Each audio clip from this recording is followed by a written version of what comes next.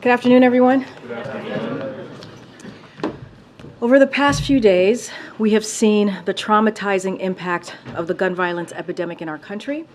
At Morgan State University in Baltimore, where a joyful homecoming week was interrupted by violence. In Holyoke, where several people were shot at, including a pregnant woman who tragically lost the child she was carrying hours later in the hospital. And in Philadelphia, where 3 police officers were shot while doing their jobs last night. Americans should be able to go to their schools, places of worship, jobs, and out in their community without the fear of gun violence. Last week, the Department of Justice announced that they are awarding more than $4.4 billion in grants to support state, local, and tribal community safety efforts that reach every corner of the country. This historic investment in community safety is a major stride toward preventing violence in our communities. Among some examples of where this critical funding will be going, number one, first, community violence prevention efforts, including in new investments in states, including North Carolina, Colorado, and Ohio, efforts to support victims of gun violence in all 50 states, investments in crime reduction strategies and support for law enforcement, crucial resources to keep our kids safe in and out of school, and much more. This is just the latest action from the Biden-Harris administration to keep communities safe. And it builds on the historic action President Biden has taken to reduce gun violence and gun crime, including signing into law Bipartisan Safer Communities Act, announcing dozens of executive actions, and last month launching the first ever White House Office of Gun Violence Prevention.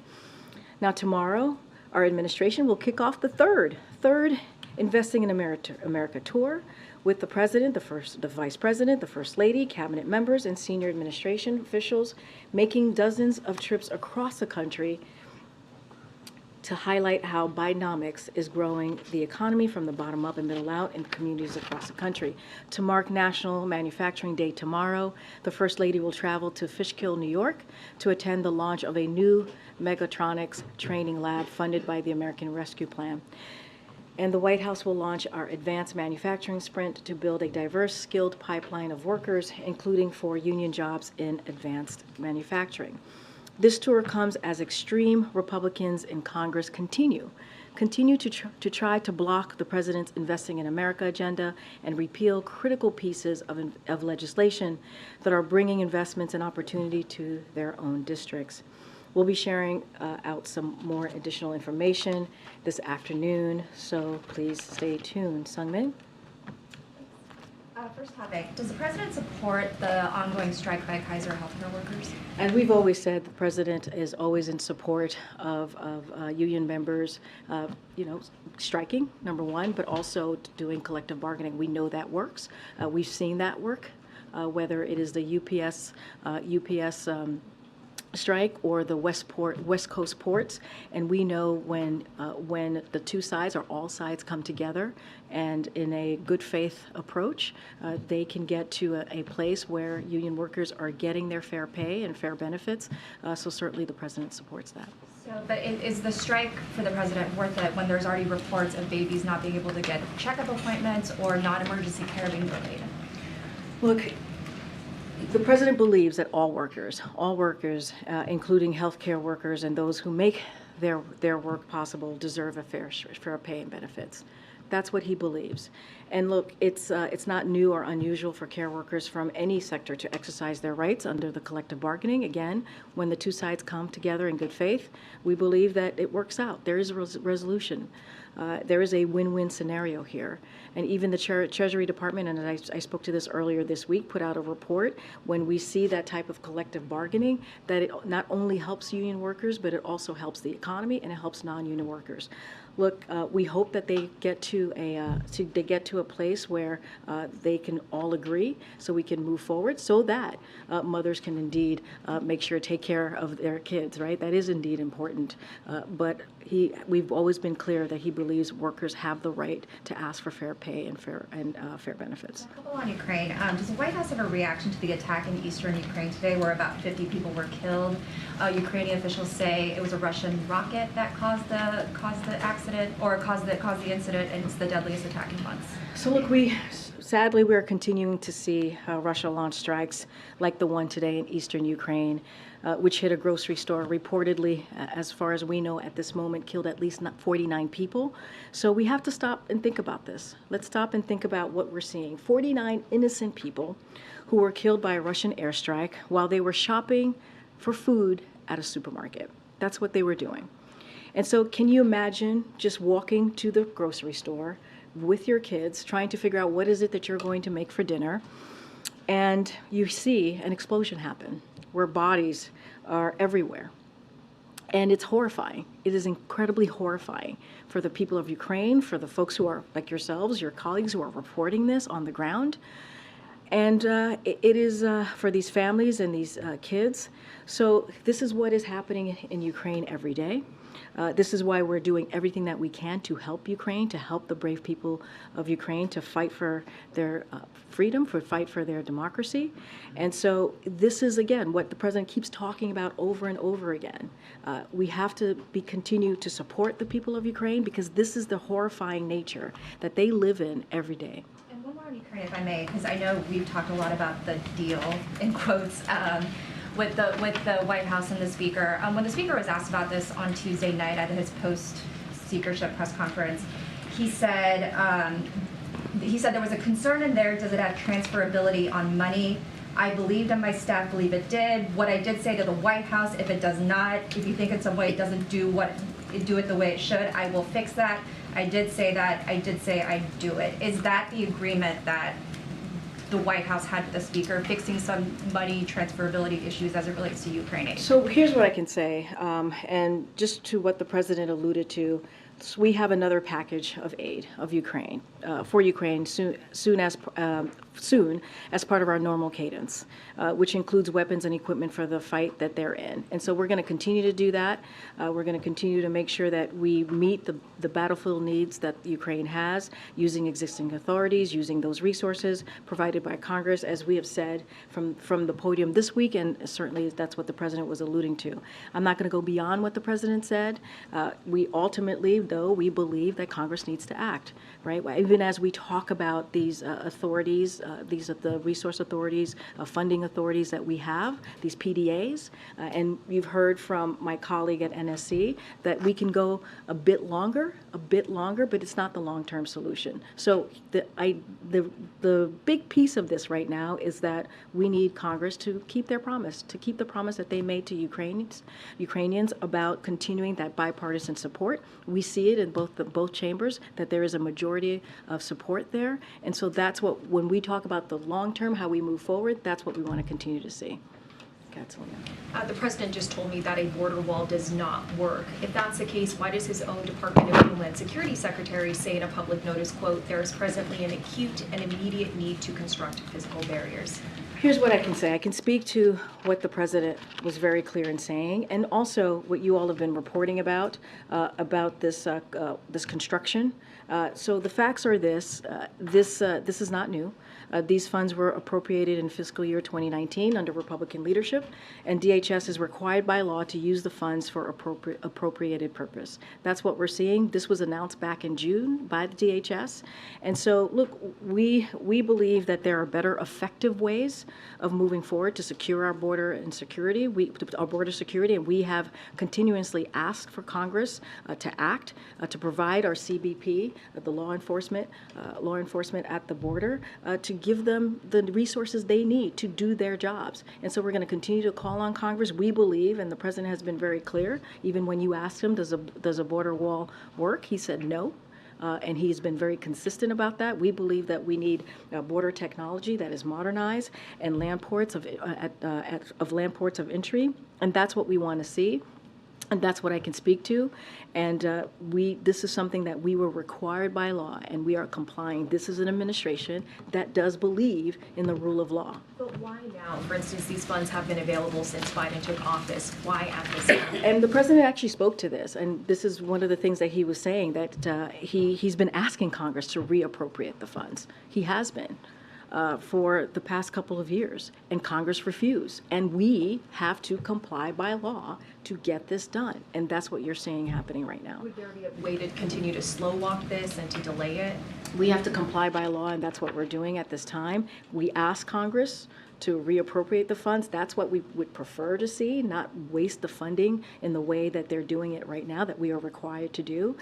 But they refused, and so now we're moving forward. Go ahead. Thanks, Karine. What specific law would the administration be breaking if funds appropriated for the border wall are not used, especially because the funds go unused all the time? And why not let it go unused this time? Well, look, I'm not going to speak to the law. I would have to refer you to Department of Justice. I'm not a lawyer, but what I can tell you is that this is a law that we are complying with. We have asked Congress multiple times to reappropriate this. This is not the way that we believe is going to be effective here. We believe in modernizing the system, not actually building a wall. The president said himself he does not think this is effective, and so we're complying by law. And we believe that in the rule of law here, and we're moving forward and getting that, in following the law. Is this the administration in some ways recognizing that using these funds at this moment will be useful in Texas? We are complying by the law that says that we need to do this, and that's what DHS is asking for. And how is this consistent with what President Biden pledged to do when he was elected, which is that he will not use any funds to use the border law? What will you tell? Let's make this really clear. The facts are that this is not new, right? This is something that came from the last administration under the Republican leadership in fiscal year 2019, and we are required to do this. We are required, DHS is required to comply by the law. That's what we're doing here. And look, the president, he said this himself. He basically asked Congress to reappropriate the funds. They wouldn't do it. And so now we have to comply by the law. Now, this was something that was announced 6 months ago. DHS actually announced this 6 months ago. And so this is not new. This is actually not new. Does help with the situation in Texas? We believe that a border wall is not effective. You heard that from the president when your colleague Selena asked him directly. He said we don't believe it's effective. We have asked Congress to actually help us, use these funds in smarter, more effective ways. That's what we've asked for. They refuse, but we're going to continue to ask for Congress, especially Republicans who are holding this back, to act. If the border wall is ineffective, why is the Homeland Security Secretary saying that it's necessary to prevent unlawful entries into the United States? I have not seen that full statement. I know. It's in the notice that went out this I morning. hear you. I'm just saying I have not seen his full statement on that. What I can speak to is for the president. The president's been very clear that he doesn't believe it's effective. He answered that question of your colleague. That's what I can speak to. That's what we're going to talk about. And we've actually said there are smarter ways and more effective ways in dealing with this. And there are. And so the president said himself, he asked Congress to reappropriate this funds for something that is more effective, for ways to do this in a smarter way as it relates to border security measures. They refused. This was announced back in June, and now we're moving forward. And he said in 2020 as a candidate, so after this law was passed in 2019, that there will not be another foot of wall constructed in my administration. How can you say that he's not breaking that promise? Well, what I can say is that there's a law that the DHS is complying with. We believe in the rule of law, and that's what we're moving forward with. This was decided, as you just said, in 2019. I believe there was a different president in 2019, right? That was a Republican president who actually pushed this forward. The Republican leadership pushed this forward. And so now we're complying by the law. Let's not forget, this was 6 months ago. This was out there 6 months ago. I know you guys are asking me about this now, but this was actually not new, and this was done 6 months ago. Okay. Yeah, but to piggyback on that, Karine, I mean, there were a series of waivers put forth last night that expedite this process. And can you help us understand, essentially, is there a deadline in the law, or why is it that this has to be used up right now? Because you all have been not thus far using these funds. So to piggyback on Nandita's question, why not continue to slow walk this if philosophically you Because do we've not asked, believe it? because the answer there is we've asked Congress over and over again. The president said this, to reappropriate the funds. They said no. We have to comply by the law. That's what DHS is doing. As you asked me about the environmental laws that we had to deal with, you know, we have to comply by the law, and which requires, because we have to comply by the law, which requires the agencies to use these funds for their appropriated purpose. Now, CBP will conduct environmental and cultural resource surveys of this project, and so certainly I would refer you to DHS and CBP on the specifics of that, and also the law itself. What I can tell you is that we have to comply by the law, and that's what we're doing, and that's what DHS is doing. Again, this was announced back in June, and this is how we're moving forward. And you heard directly from the president. His stance on the border wall has not changed. He does not believe it is effective. He's been very clear about that. Again, your colleague asked him directly, and his answer was no. Go ahead, JJ. Has the government already contracted for this project? I don't have any news about contracts for this project or how it's moving forward. I would have to refer you to DHS on that.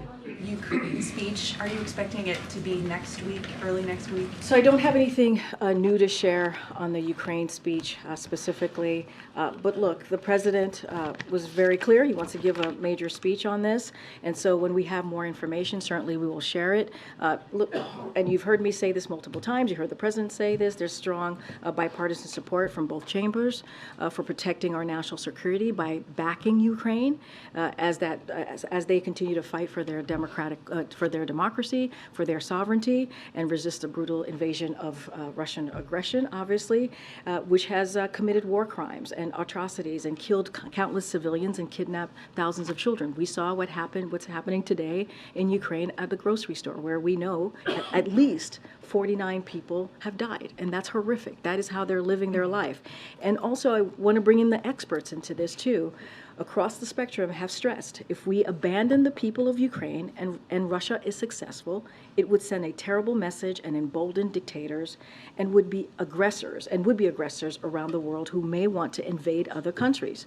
So which could draw the United States and create much more of a problem and an issue around the world. So that's why we have to continue, we believe, being behind the people of Ukraine. When we have more to share on his speech, we certainly will do that. But yes, the president is going to make a major speech on Ukraine, and when we have those information, we'll certainly share it. Okay, Peter. Karine, I just want to follow up very quickly. You said that it's not new, but to be clear that this was posted on the Federal Register overnight on October 4th. So just to be clear about this, the president earlier today said that he was asked, does the border wall work? He said no. But in this statement that was posted within the last 24 hours, the Department of Homeland Security Secretary says there is presently an acute and immediate need to construct physical barriers and roads in the vicinity of the border of the United States in order to prevent unlawful entries into the United States. So who's right? The statement from the DHS Secretary overnight, or the President's comments today saying they don't work? So a couple of things. Yes, it showed up on the register today, but the announcement, this is not new. This is from 6 months ago. Well, it is new because the waiving of the laws actually didn't happen. But this is something that was out back, that the DHS was put out back in 6 months ago. Well, So wait, they announced. Did they waive the laws 6 months ago? Well, what I'm saying is DHS announced this back in June, that the agency would do so. They actually said that they would do that back in They moved forward DHS. with it today, but the initial announcement was 6 months ago by waiving the laws. So that's what's new today. Understood. So Yes. this statement, when Just he wanna says make sure we're presently, clear was on filed. that. So when he said there is presently, are you saying when he says there is presently, he was referring to 6 months ago or referring to the date of which it was filed? What I can 10/4? tell you is DHS announced this back in June, that they were going to move forward with this. That's what I can share with you. That's what I know is to be true and is to be fact.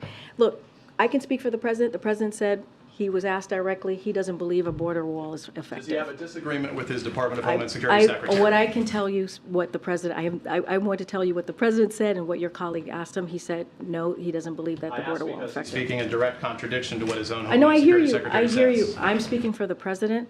I'm saying that he has said that he does not believe a border wall is effective. That's what he was asked. He has said that for some time now, and it still remains to be the case. He asked, right? He asked Congress multiple times. His team has asked Congress to reappropriate the funds. They refused to do that. We're going to comply by law. Would you ask the president on our behalf then, in the absence of our ability to do that, whether he disagrees with the statement that there is presently an acute and immediate need to construct I'm physical happy to take barriers? that back. I'm happy to take that back. Go ahead. Karine, again on the wall, Mexico's president president is saying that the plans to move forward, quote, are contrary to what President Biden had been proposing.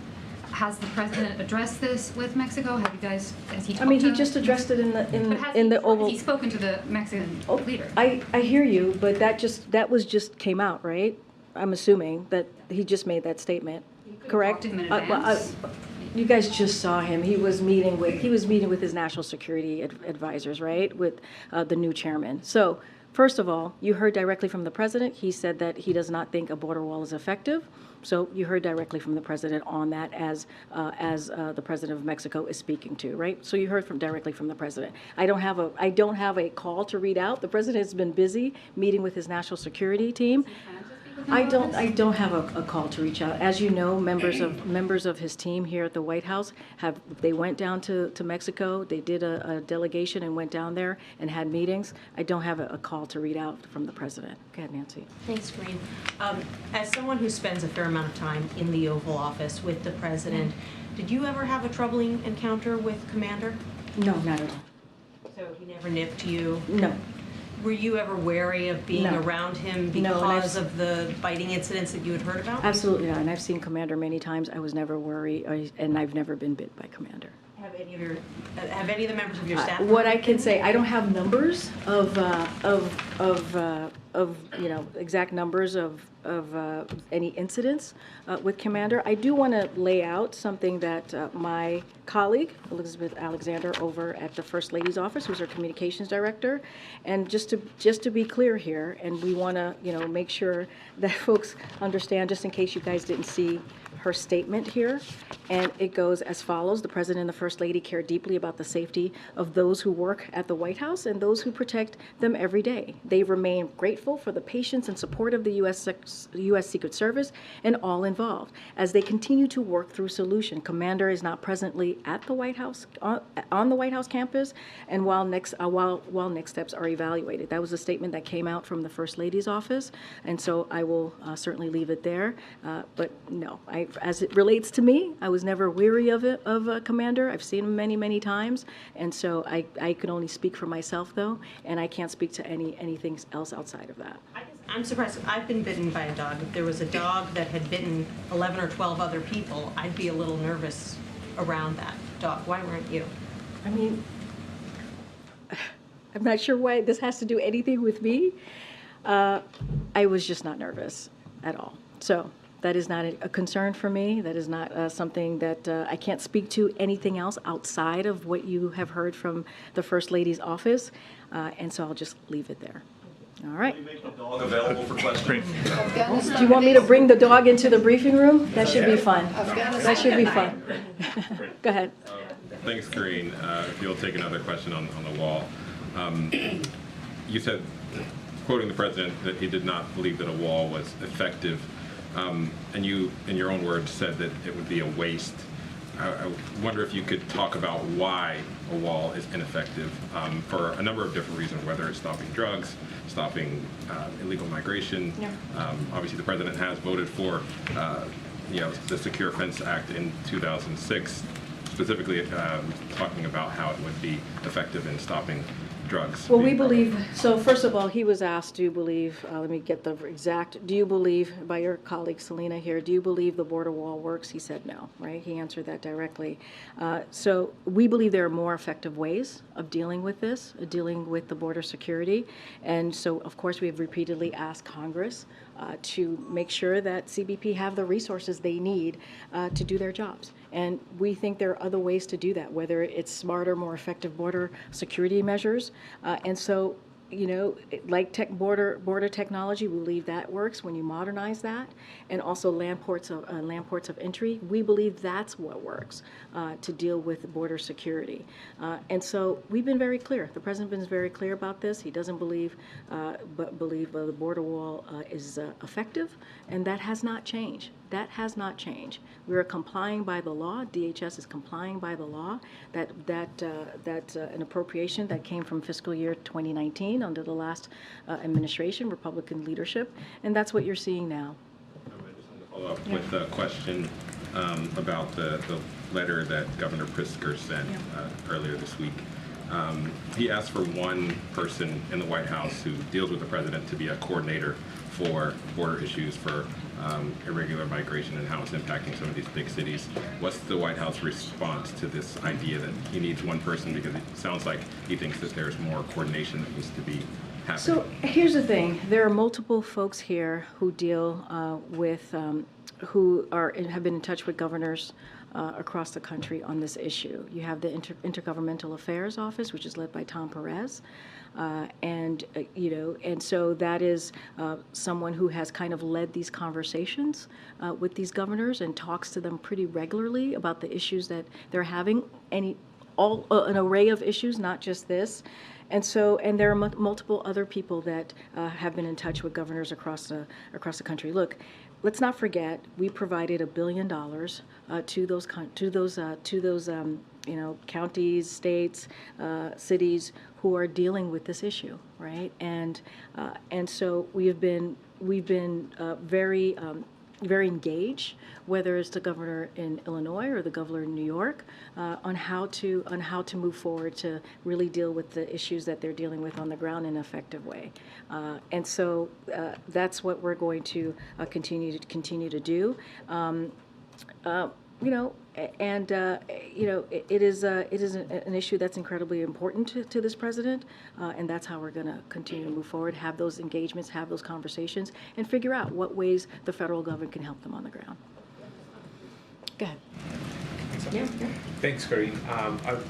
Two questions. One is about Commander. Are there more dogs of the first family in the White House complex, or not? I just wanted to find out if there's more dogs. I mean, it was just Commander that was here on campus, as I just mentioned. He's not on the White House. It has to do with the Darien Gap down in Central America. There's a lot of talks between, apparently the government of Panama is making a complaint today against the government of Colombia for not stopping up all the migration that is going through that area and apparently damaging all the natural environment there. I was wondering if the U.S. is considering any action to help either Panama or Colombia to manage the migration flows in that region. So I don't have any new policy announcement to make at this time, but as you know, the president has had, and his team, right, whether it's DHS or State Department, diplomatic conversations with folks in the region. As you know, when it comes to migration, it is a regional issue, not just at the border in the South. And so we have consistently continued to have those conversations, those diplomatic conversations. As you know, he brought more than 20 countries to the U.S. out west in the West Coast, as you all know, to have those conversations on how we can work together. There was a declaration that was put forward on ways that we can move forward in dealing with this migration issue that we see in the region. I don't have anything new to read out, new policies to read out today. Okay. Thanks, Karine. Just a couple on the border. First, on the timing, I understand that you've said this is in the works, that it's been out for 6 months, but specifically on this notice coming out last night, is it at all related to the funding request for Ukraine that the administration has been pushing for, given what some House Republicans are saying, that they want border money right now, that they want more focus on border security? Is this some sort of, we will put this out now so we can make more of an effort to get the Ukraine funding? Look, I wouldn't connect the two. I think, again, the president has said multiple times as answering why now, the president multiple times has asked Congress to reappropriate these funds. They wouldn't do it, and so we're moving forward. This is nothing new. This was announced by DHS about 6 months ago, back in June, and that continues to stay the case. Look, as it relates to the border and what Republicans are asking for, we believe one action should not be dependent on another action. It should not be. We've been very clear. In August, the president told Congress we needed up to 4,000 more troops to support border operations, resources, equipment, and overtime to support the operations of 24,000 more customs and border protection, 39,000 more detention beds, new technology to prevent cartels from moving fentanyl. And Republicans failed. They failed to act. And in fact, as I mentioned earlier this week, there were 2 weeks ago, they put forth a CR that proposed cutting the DHS to 8%, which would remove law enforcement at the border, which would make our border less secure. And so, those two things, Ukraine funding, and that should not be linked. We have seen bipartisan support in both chambers for Ukraine funding, and that's what we believe we should be moving forward and continuing that funding for Ukraine. And we've been asking the GOP, House Republicans in particular, hey, to take action, right? To take action in helping us become partners with us in dealing what is happening currently at the border. You've said many times that the president many times has asked Congress to cancel or shift these funds toward more effective uses at the border. How has he specifically done that? Has that been through formal budget or funding requests? When did that happen? So I don't have the exact timeline of when those happened. Can we get that? I'm certainly can ask our Office of Leg Affairs. Certainly, his team works on that, and so I'll ask the Office of Leg Affairs. And this appropriated funding from 2019, does that have an expiration date? I don't have the timeline or the date on if there's an expiration. I would refer you to DHS on that particular question. But again, we are complying by the law on this. Okay, Joe. Could there be future border projects from the same amount allocation of funding that was appropriated in 2019? I mean, is this the end of it? Look, I don't know about any additional funding from the fiscal 2019. I can speak to this right now as it relates to the structure that we are being compelled by law to have to deal with. Anything specifically about about border or what's next or how they're moving, I would certainly refer it to DHS. And real quick, back on Commander, where exactly is Commander the dog right now? Is he in Wilmington? I'm not going to go beyond Okay. saying that he's no longer on campus. Okay. Go ahead, Phil, in the back. Thank you. You've reiterated that the president's position is consistent when it comes to the border wall. His DHS secretary previously said in 2021 that he was against the border wall. As plenty of my colleagues have pointed out, he has recently said that there's an acute need. It seems that his secretary has changed his mind. So will the president, or has the president inquired what caused that evolution? Of what caused the evolution of? Mayorkas' opinion when it comes Well, to you just heard from the president. I'm not going to get into. Well, is he curious perhaps what Mayorkas saw? I'm just saying that you just heard from the president. He was asked directly the question and he said no. I don't have anything else to add beyond that. And then is there any comment on reports that a US F-16 shot down a Turkish drone that was nearing American forces in Syria? So we did see those reports as I was walking out here. I would have to certainly confer with the National Security Council. I just don't have anything to share on that. But in the meantime, I would refer you to Department of Defense. Thank you, Karine. Go ahead. Thanks. Go ahead. Go ahead. Me? Yes. Thanks, Karine. Two questions on two different subjects. One, is the issue with the border wall funding the same issue that caused former President Trump to get impeached the first time when he wouldn't spend money that Congress told him to spend for Ukraine? Is it the same? If you were not to spend the money, would you be facing the same sort of threat that the former president did? You would have to do your research and look into that. And then the second question, unrelated topic.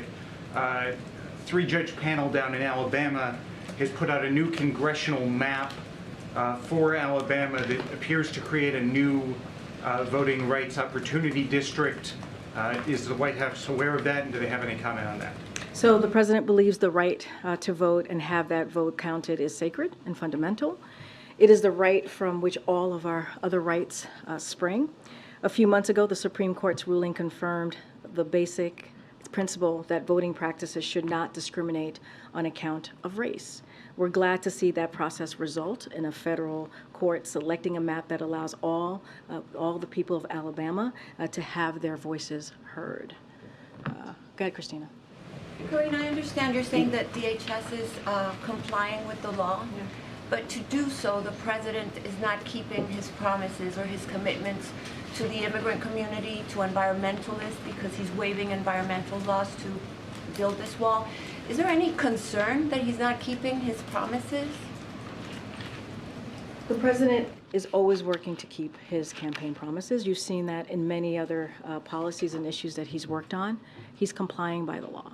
He's following, certainly we believe in following the rule of law. And that's what he's doing here. It is as simple as that. Is he concerned about this border issue? Because it does look like he's backtracking on a promise. He's been very clear. He even took the step to ask Congress to reappropriate the funds. That's how much he did not want these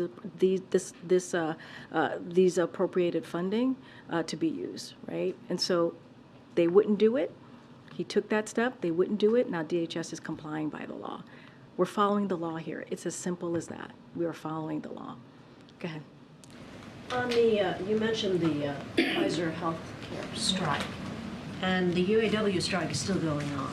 At what point does that become a problem for the president in terms of whether it's starting to have a negative effect on the economy overall, and will he speak out about that? I mean, the president went to Michigan very recently, just last week, a week ago, actually, to show his support and to stand in solidarity with union workers. And that is, he did that because he believes that unions have the collective bargaining rights to ask for fair pay and fair benefits. They should be able, you hear the president talk about this often, the dignity of work, having that dignity to be able to provide for their family. And he believes, as it relates to UAW, record profits should lead to a record contract. That is something that the president has been very consistent on. And so, and same for the Kaiser union workers. They have the right to strike, and they have the right to do collective bargaining, which we have seen in multiple instances in the past several months, that when both sides come together in a good faith effort, that there's a win-win situation. And so the president is always going to be proud of being the most pro-union president ever. He has said that. That's a label that has been given to him by unions, and that's because he's done everything he can to make sure that union workers are certainly respected and have that dignity, and he's going to continue to speak up for them. That is something he will never back away from. But at what point does that become a problem if it creates a drag on the economy? I'm just not going to get into hypotheticals here. What I can tell you is that the president is the most pro-union president for a reason, because he believes that union workers have the right to ask for fair pay and fair benefits. And it is something that they have the fundamentally right to fight for and to ask for. And so, again, he stood very proudly in taking a historic action, going to an active picket line to really speak on behalf of union workers. Thank you, Karine. There is a Senate delegation going to China next week. I wonder if the White House is going to give them any advice or guidance, and if the president will talk to them before or after their trip. So we've been in touch with Senator Schumer's, Leader Schumer's office about the upcoming Senate delegation, as you just mentioned, that trip, and we support certainly their engagement in the region. So we would have to refer you specifically to Leader Schumer. We certainly support their trip to the region. Okay. Thanks a lot. You're up here. This You're is my throwing old me seat. off. This is the LA Times seat, my old seat. Okay. All right. You're Mr. LA Times? I do. Okay. I do. My hometown paper. Okay, don't tell time. So on President Biden's first day in office, January 20th, he posted a proclamation in the Federal Register where he halted all funding that was being redirected to build a border wall. And he also ended the national emergency on the southern border. Also, in the first paragraph of that proclamation, he asked for a careful review of all resources that have been appropriated to the southern border wall. What was the result of that careful review? Don't have an update on the review, but happy to actually talk to the team, and we can work with you on getting the result of that review. It's been 2.5 years. Was part of it I totally the decision understand. in June to restart construction on that No, section of the I border? totally understand. You're asking me for a review. I'm not going to make something up from here, so I have to figure out from the team what came out of that review. So don't have an answer on that review that you're asking about from the first day of the president's administration. But I will also add that first day the president put forth a comprehensive immigration reform, right, to reform the system, to fix a broken system that has been broken for decades. Every president has had to deal with the immigration system, a broken immigration system. I don't want to say every president, but the last few for sure in the last 20 years. And so the president took that very seriously. He put forth a piece of legislation. It was his first piece of legislation, right? That's how seriously he took it. And then when Congress wouldn't act, he took action. He took action to make sure that we had CBP more additional CBP, 24,000 CBP folks on the ground by the border. That's something that he did, make sure there was record funding. And he recently, back in August, as I just listed out moments ago, asked for more from Congress, and Republicans refused to act. Look, that is how seriously this president has taken it. Of course, there's always more work to be done. Since May, we have returned sent away or sent back more than 300,000 migrants who came here undocumented. And so that shows that our commitment to the border, and that shows a commitment in making sure that we try to work in a system that is broken. Karine. Go ahead, in the back. Go ahead. Thanks, Karine. The Supreme Court is beginning a new term, and this court has been known in the last couple of years to upend precedent on issues that this White House very much cares about. Can you talk about how you all are viewing this Supreme Court term and what you're specifically doing to prepare, given there's so many cases with issues that I know you all are watching? So we're always going to watch what the Supreme Court does. We don't ever know until they actually make their decisions. But certainly we're going to keep a close eye on what they're going to take up and how that's going to affect the American people. But I just don't have any specifics on what we're specifically taking a look at. But of course, we're always curious and always going to be certainly focused on what the Supreme Court take up. Acting Secretary Sue and Jean Sperling were assigned to work on the UAW strike. Are they still in Washington, or have they gone to Michigan at this point? So I don't have anything new about any engagement from the Secretary or Jean Sperling as it relates to UAW. Certainly, if we have anything to share, we will do that. Okay, way in the back. Way in the back. Go ahead. Thank you, appreciate it. Two questions on the border wall. Sure. First, just to clarify, the White House says that it's doing this only because it has to, no other reason, like a surge in border crossings or pressure from other Democratic leaders? DHS was required to use this funds for their appropriated purposes to comply with the law. That's what they were required to do, and we're going to continue to call on Congress to take action, to work with us on dealing with border security, to make sure that we find smart ways and more effective ways to deal with the border, and that's what we're doing. And that's what we're going to continue to work on. We've done that as recently as this past August. We've asked for $4 billion in supplemental funding to deal with the border, and we need Congress here. We need Congress to work with us on dealing with the issue that's happening at the border. Why is the administration waiving laws to expedite construction if the border wall is ineffective? I answered that question a couple times already. I'll answer it one more time for you. This is something that the DHS had to take a step forward in complying with the law. That's it. Thank you, Karine. Thank you, Karine. As a candidate, President Biden didn't say there will not be another foot of wall constructed that except what was appropriated in 2019. He said there will not be another foot of wall constructed in my administration. So something changed. What? You want us to break the law? Is that what you want?